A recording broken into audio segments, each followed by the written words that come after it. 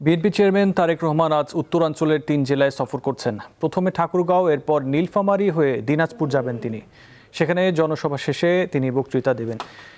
দীর্ঘ ২৩ বছর পর তারেক রহমানকে সামনে থেকে দেখার অপেক্ষায় এই অঞ্চলের নেতাকর্মীরা। এর আগে দলের মহাসচিব মির্জা ফখরুল ইসলাম আলমগীরের নির্বাচনী এলাকায় প্রথম জনসভায় বক্তব্য দিচ্ছেন তিনি।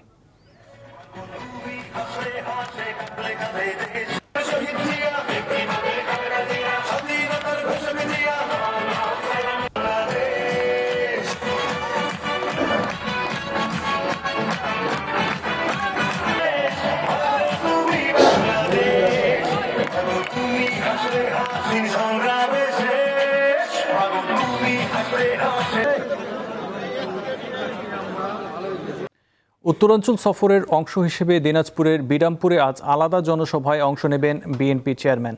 এই বিষয়ে জানাতে দিনাজপুর থেকে যুক্ত আছেন সহকর্মী সুলতান মাহমুদ। চলে যাচ্ছি তার কাছে। সুলতান, দিনাজপুরের জনসভা ছাড়া আর কি কি কর্মসূচি রয়েছে, আর জনসভার প্রস্তুতি নিয়ে জানান আমাদের।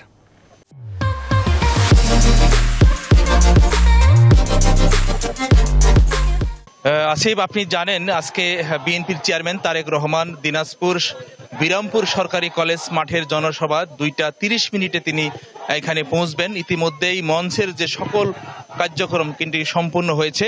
এখন কিন্তু নেতাকর্মীরা এই সভাস্থলে কিন্তু খণ্ড খণ্ড মিছিল আকারে তারা প্রবেশ করছে এবং তারা বলছে যে বেলা 2টার আগেই এই মাঠ অর্থাৎ বিরামপুর সরকারি কলেজ মাঠ কিন্তু নেতায় কানায় কানায় পরিপূর্ণ হয়ে যাবে এবং এখানে তারেক রহমানের ভাষণ শোনার অপেক্ষায় কিন্তু নেতাকর্মীরা এখানে অধীর আগ্রহ প্রকাশ করছেন এবং তারা বলছেন যে দীর্ঘ ২০ বছর পর প্রিয় নেতা তারেক রহমান দিনাজপুরের শহরে আসছেন বা বিরামপুর শহরে আসছেন। এতে করে এই এলাকার মানুষের যে উচ্ছ্বাস উদ্দীপনা আমরা দেখেছি। তারা বলেছেন যে দিনাজপুরের ৬টি সংসদীয় আসনের এখানে তিনি কিন্তু ভাষণ দিবেন এবং দিনাজপুরের যে ৬টি সংসদীয় আসনের বিএনপি সমর্থিত প্রার্থী রয়েছেন তাদেরকে এই মঞ্চ থেকে পরিচয় করিয়ে দিবেন এবং তিনি কিন্তু সকল ভোটারদের কাছ থেকে এবং নেতাকর্মীদের কাছ থেকে বিভিন্ন ধরনের দিক নির্দেশনা দিবেন এবং ভোটারদের কাছ থেকে তিনি ভোট চাবেন, এমনটাই কিন্তু এখানকার দলীয় নেতাকর্মীরা চাচ্ছেন।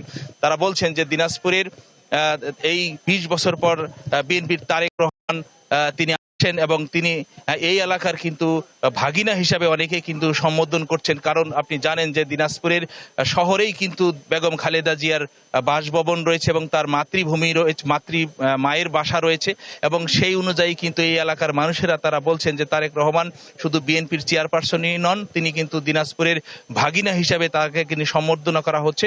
আমরা সব মিলে দেখেছি যে নেতাকর্মীরা এই জনসভায় এসে তারেক রহমানের জনসভায় এসে তারা উপস্থিত হচ্ছেন এবং তারা বলছেন যে এখানে তারেক রহমান যে সমস্ত দিক নির্দেশনা দিবেন এবং ভোটের জন্য তার এই ৬টি সংসদীয় আসনকে প্রার্থীদেরকে বিজয়ী ভোটে তারা ভোট দিয়ে বিজয়ী করবেন, এমনটাই কিন্তু এখানকার নেতাকর্মীরা প্রত্যাশা করছেন এবং বলছেন যে আগামী দিনে তারেক রহমান দেশের সরকার গঠন করবে এবং দেশকে একটি উচ্চ পর্যায়ে নিয়ে যাবেন, এমনটাই কিন্তু প্রত্যাশা করছেন এখানকার নেতাকর্মীরা।